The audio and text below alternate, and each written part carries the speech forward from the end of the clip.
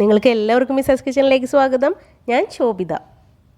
നോമ്പിന് നമ്മളെല്ലാവരും തന്നെ മിക്ക ദിവസങ്ങളിൽ ഉണ്ടാക്കാറുള്ള ഒരു സിമ്പിൾ വിഭവമാണ് തരിക്കഞ്ഞി.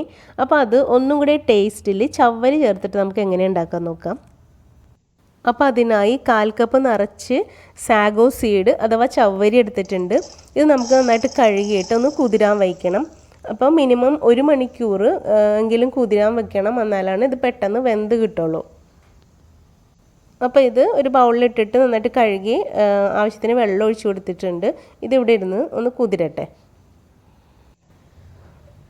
ഇപ്പോൾ ഇത് 1 മണിക്കൂർ ആയിട്ടുണ്ട്. നന്നായിട്ട് കുതിർന്ന് സോഫ്റ്റായി വന്നിട്ടുണ്ട്. ഇനി നമുക്കിത് പെട്ടെന്ന് വേവിച്ചെടുക്കാൻ പറ്റും. ഒരുപാട് സമയമൊന്നും എടുക്കില്ല ഇത് വെന്ത് വരാനായിട്ട് കേട്ടോ. ഇനി തരി കാച്ചാനായിട്ട് ഒരു കട്ടിയുള്ള പാത്രം എടുത്തിട്ടുണ്ട്. അതിനകത്തേക്ക് നമുക്ക് 1 കപ്പ് വെള്ളം ഒഴിച്ചു കൊടുക്കാം. ഇതൊന്ന് തിളച്ച് വരുമ്പോൾ ഈ ചവ്വരി വെള്ളത്തിൽ നിന്ന് വാരി ഇതിനകത്തേക്ക് ഇട്ട് കൊടുക്കാം. പിന്നെ ചവ്വരി കൊണ്ടുള്ള പായസം ഇഷ്ടമുള്ളവർക്ക് ഇത് നന്നായിട്ട് ഇഷ്ടപ്പെടും. പായസം ഉണ്ടാക്കുന്ന സമയമൊന്നും എടുക്കില്ല കേട്ടോ തരി കാച്ചാനായിട്ട്. വളരെ കുറഞ്ഞ സമയം കൊണ്ട് തന്നെ നമുക്കിത് തയ്യാറാക്കാൻ പറ്റും. ഇനി നമുക്കിതൊന്ന് ഇളക്കി കൊടുക്കാം. വെള്ളം ഒന്ന് ചൂടായി വരുമ്പോൾ ചവരിട്ടതിന് ശേഷം ഒന്ന് തിളച്ച് വരുമ്പോൾ വെള്ളം നല്ല കൊഴുപ്പായിട്ട് വരും, കുറച്ച് കട്ടി വയ്ക്കും. അപ്പോൾ അടി പിടിക്കാൻ സാധ്യതയുണ്ട്. അതുകൊണ്ട് ഇടയ്ക്കിടയ്ക്കൊന്ന് ഇളക്കി കൊടുക്കണം, നല്ലതായിരിക്കും. എന്നിട്ട് ഇത് നമുക്ക് ഒരു 5 മിനിറ്റ് മീഡിയം ഫ്ലെയിമിൽ വെച്ചിട്ടൊന്ന് വേവിച്ചെടുക്കാം. പെട്ടെന്ന് വെന്ത് കിട്ടും. ഞാൻ നേരത്തെ പറഞ്ഞ പോലെ വെള്ളത്തിലിട്ട് കുതിർത്താറിന് നമുക്കിത് പെട്ടെന്ന് വെന്ത് കിട്ടും. അപ്പോൾ ഒരു 5 മുതൽ 7 മിനിറ്റ് വരെ മാത്രം ഒന്ന് വേവിച്ചെടുത്താൽ മതിയാവും. അതായത് ഇപ്പോൾ നന്നായിട്ട് വെന്ത് വന്നിട്ടുണ്ട്, വെള്ളം കുറച്ച് വറ്റിയിട്ടുണ്ട്. നമുക്കിത് വേണമെങ്കിൽ പാലിൽ വേവിക്കാവുന്നതാണ്. ഞാൻ തരി കാച്ചുമ്പോൾ എപ്പോഴും പാലിൻ്റെ ഒപ്പം കുറച്ച് വെള്ളം ചേർക്കാറുണ്ട്. അപ്പോൾ അതുകൊണ്ടാണ് ഇത് ഞാൻ വെള്ളത്തിൽ വേവിച്ചെടുത്തത്. ഇനി നമുക്കിതിനകത്തേക്ക് പാല് ചേർത്ത് കൊടുക്കാം. ഞാനിവിടെ 2.5 കപ്പ് പാലാണ് ചേർത്ത് കൊടുക്കുന്നത്. പിന്നെ നമ്മൾ 1 കപ്പ് വെള്ളത്തിലാണല്ലോ ഈ ചവരി വേവിച്ചെടുത്തത്. അപ്പോൾ അത് വറ്റിയിട്ട് ഇപ്പോൾ 1/2 കപ്പ് വെള്ളം ഏതാണ്ട് ഉണ്ടാകും. അതിൻ്റെ ഒപ്പം ഈ 2.5 കപ്പ് പാലും കൂടെ ചേർത്ത് കൊടുക്കണേണ്. അപ്പോൾ 3 കപ്പ് പാലായിരിക്കും ടോട്ടൽ ഉണ്ടാവുക കേട്ടോ. ഇനി നമുക്ക് ഇതിനകത്തേക്ക് ആവശ്യത്തിന് പഞ്ചസാര ചേർത്ത് കൊടുക്കാം. ഞാനിവിടെ 6 ടേബിൾ സ്പൂൺ പഞ്ചസാരയാണ് ചേർത്ത് കൊടുക്കുന്നത്. പിന്നെ ഇത് അത്യാവശ്യം ഒരു ചെറിയ മധുരം ഉണ്ടായേ ഉള്ളൂ. നിങ്ങൾക്ക് അത്യാവശ്യം മധുരം വേണമെങ്കിൽ 2 ടേബിൾ സ്പൂണും കൂടെ കൂടുതൽ ചേർത്ത് കൊടുക്കാവുന്നതാണ്. ഇതിപ്പോൾ പാല് തിളച്ച് തുടങ്ങിയിട്ടുണ്ട്. ഇനി നമുക്ക് ഇതിനകത്തേക്ക് റവ ചേർത്ത് കൊടുക്കാം. അപ്പോൾ ഞാനിവിടെ 2 ടേബിൾ സ്പൂൺ റവയാണ് ചേർത്ത് കൊടുക്കുന്നത്.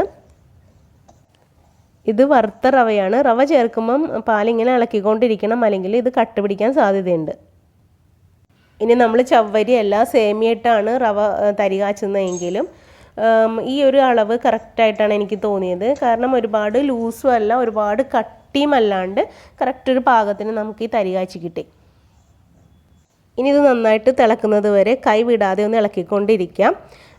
നന്നായിട്ട് തിളച്ചതിന് ശേഷം നമുക്കിത് ഇപ്പോൾ മീഡിയം ഫ്ലെയിമിലാണല്ലോ വെച്ചിരിക്കുന്നത്. നന്നായിട്ട് തിളച്ചതിന് ശേഷം നമുക്കിത് ലോ ഫ്ലെയിമിലേക്ക് ആക്കാം. എന്നിട്ട് ഒരു നുള്ളു ഉപ്പിട്ട് കൊടുക്കാം. അപ്പോൾ ഞാൻ സാധാരണ തരി കാച്ചാൻ നേരത്ത് ഉപ്പിടാറുണ്ട്. യാതൊരു നിർബന്ധവും ഇല്ല. നിങ്ങൾക്ക് ഇഷ്ടമുണ്ടെങ്കിൽ മാത്രം ഉപ്പിട്ട് കൊടുത്താൽ മതി കേട്ടോ. അപ്പോൾ നിങ്ങൾക്ക് ഇതുവരെ ഈ വീഡിയോ ഇഷ്ടമായാലും ഒരു ലൈക്ക് കൊടുക്കാൻ മറക്കല്ലേ. ഇനി ഇത് ലോ ഫ്ലെയിമിൽ വെച്ചിട്ട് 2 മിനിറ്റും കൂടി ഒന്ന് കുക്ക് ചെയ്തെടുക്കാം. ഫ്ലെയിം ഓഫ് ചെയ്യുന്നതിന് മുമ്പ് നമുക്ക് ഇതിനകത്തേക്ക് ഏലക്കാപ്പൊടി ചേർത്ത് കൊടുക്കാനുണ്ട്. അപ്പോൾ ഞാനിവിടെ 4 ഏലക്ക കുറച്ച് പഞ്ചസാരയുടെ കൂടെ പൊടിച്ചെടുത്താണ് കേട്ടോ. അതും കൂടെ ചേർത്ത് കൊടുത്തിട്ടുണ്ട്. ഇനി നമുക്ക് ഫ്ലെയിം ഓഫ് ചെയ്യാം. നന്നായിട്ടൊന്ന് മിക്സ് ചെയ്തതിന് ശേഷം ഫ്ലെയിം ഓഫ് ചെയ്യാം. അപ്പോൾ നമ്മൾ ഫ്ലെയിം ഓഫ് ചെയ്യുമ്പോൾ ഈ ഒരു ലൂസ് വേണം. റവ ഒന്നും കൂടി ഇരുന്ന് വീർത്ത് വരും. അപ്പോഴാണ് നമ്മൾ ഒരു 10 മിനിറ്റ് കഴിയുമ്പോഴാണ് ഇതിൻ്റെ കറക്റ്റ് പാകമായിട്ട് നമുക്ക് കിട്ടുള്ളൂ. അപ്പോൾ ഫ്ലെയിം ഓഫ് ചെയ്തതിന് ശേഷം നമുക്ക് ഇടയ്ക്കൊന്ന് ഇളക്കി കൊടുക്കണം, അല്ലെങ്കിൽ പാട കെട്ടാൻ സാധ്യതയുണ്ടല്ലോ. പാൽപ്പാട ഇങ്ങനെ മുകളിൽ കെട്ടുമ്പം അതൊരു രസം ഉണ്ടാവില്ല. അപ്പോൾ അതുകൊണ്ട് ഇടയ്ക്കിടയ്ക്കൊന്ന് ഇളക്കി കൊടുക്കാം. പിന്നെ ചവ്വരി ഇങ്ങനെ കിടക്കണ കാണാനും നല്ല ഭംഗിയാണ്. ഇനി അവസാനമായിട്ട് ഇതൊന്നും താളിച്ച് ചേർക്കാനുണ്ട്. നമ്മൾ നെയ്യോ ബട്ടറോ ഒന്നും ഇതിനകത്ത് ചേർത്തിട്ടുണ്ടായില്ല ഇതുവരെ. ഇനി നമുക്കിതൊന്ന് താളിച്ച് ചേർക്കണം. അപ്പം 1 ടേബിൾ സ്പൂൺ നെയ്യിൽ കുറച്ച് അണ്ടിപ്പരിപ്പും കിസ്മിസും ഒന്ന് വറുത്തെടുത്തിട്ടുണ്ട്. അത് ഇതിനകത്തേക്ക് ചേർത്ത് കൊടുക്കാം. ചിലർ തരി കാച്ചയിൽ ഉള്ളി ചേർക്കാറുണ്ട്. അപ്പോൾ ഉള്ളി ഇഷ്ടമുള്ളവർക്ക് ഉള്ളിയും കൂടി അരിഞ്ഞിട്ടൊന്ന് വറുത്തെടുക്കാവുന്നതാണ്. ഇതിൻ്റെ ഒപ്പം ഇട്ടിട്ട് വറുത്തെടുക്കാവുന്നതാണ് കേട്ടോ. ഞാനത് ചേർക്കാറില്ല. അതിൻ്റെ ടേസ്റ്റ് ഇവിടെ ആർക്കും ഇഷ്ടമില്ലാത്ത കാരണം ചേർക്കാറില്ല.